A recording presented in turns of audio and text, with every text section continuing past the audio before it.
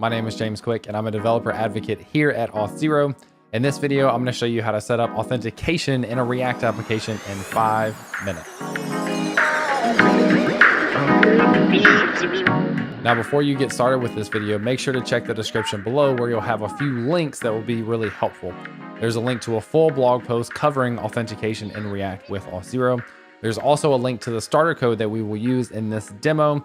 And then lastly, there's a link to the official quick start documentation on Auth0 for getting started with React. So you have all of those at your disposal. All that said, let's go ahead and get started. All right, so the first thing you'll want to do is sign up for a free account at Auth0. There's a link below for you to sign up. Once you do, you'll have to create a tenant. I've got my James Hugh Quick Demos-2 tenant selected here. A tenant is basically a grouping of applications. So I'm going to go in and create a new application. So we'll go to create application, call it Auth0 React 5 minutes, and then make sure this is a single page web application. Now, once this is created, we'll be taken to a quick start page where you can find documentations for integrations with different platforms. But we're going to start in the settings tab. Now notice the domain and the client ID. These are two properties we'll need in a second, so make sure to take note of those.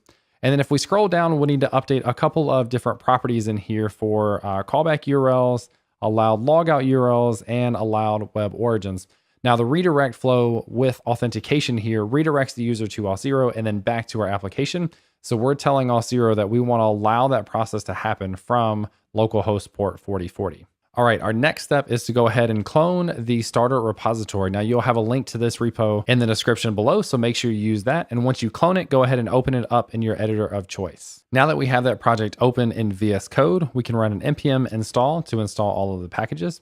And then we'll need to create a .env file that will hold some of our environment variables for this project, namely the client ID and the domain for our application. Now, if you remember back in the settings tab, you can find both of them inside of the settings for your newly created application. So I'm going to take both of those properties and put them into the environment variable file with React app Auth0 domain, and then the same for the client ID, and go ahead and save that.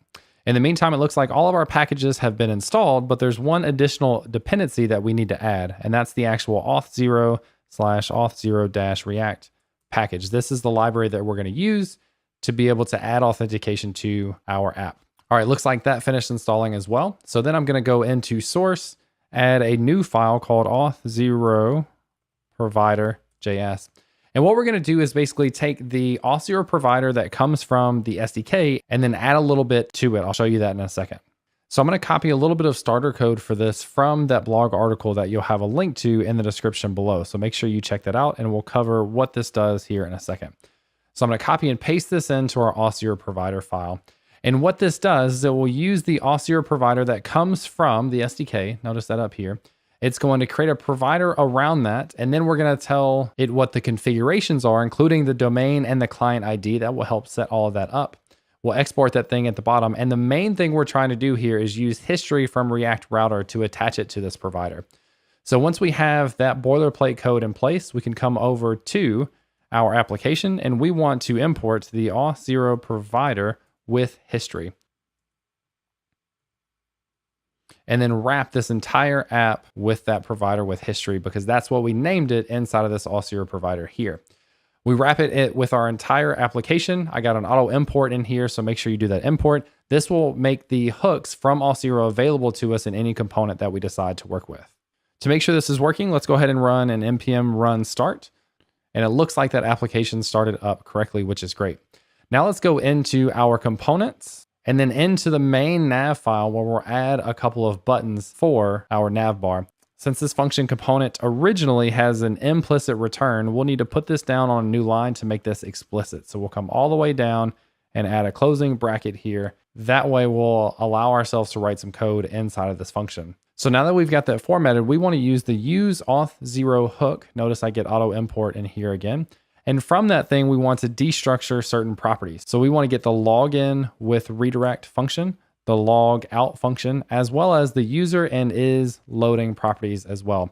And now we can use those to display our login and logout buttons. So if we come down here underneath that nav link, what we're doing is we create two different buttons, one for login and one for logout, and then we conditionally display them based on loading and user. So if it's no longer loading and we still don't have a user, we want to show the login button that calls the login with redirect function. If it's not loading and we do have a user, we want to show the logout button that does call that logout function. So this should conditionally display those two different buttons for us. So you see here we have our login button. Let's try to go through and log in. If you're doing this for the first time, you can go to sign up and create an account that way.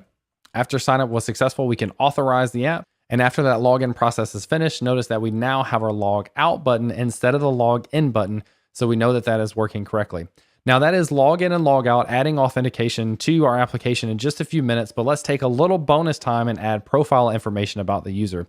So let's open up the profile component in here and we'll update this to include a little bit of information about the user. So I'm going to paste in a little snippet. What we'll do is use that same use Auth0 hook.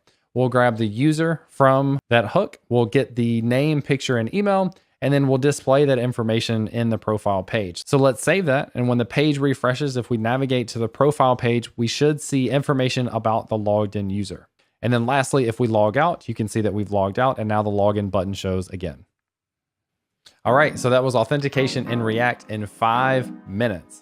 Let us know in the comments below if you'd like to see another 5-minute tutorial doing authentication in a different framework. Which framework would you like to see? Let us know that in the comments. If you enjoyed the video, make sure to like it, subscribe to the channel so you can see more content, and I'll catch you next time.